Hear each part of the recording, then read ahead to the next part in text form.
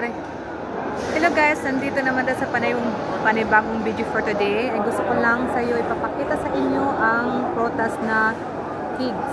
Figs in Arabic is stain. Ito yung dahon nila na gagawin ng waraganab. At masarap ang prutas na to. Papakita ko sa inyo guys ha.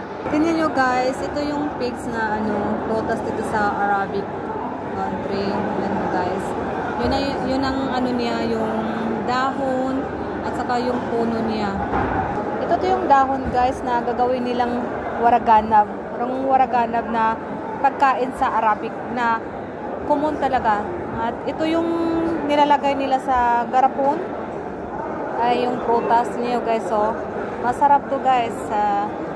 Ito na yung actual talaga guys. So, ito yung actual na guys, yung prutas guys. Yan. Yan. Ito yung prutas ito.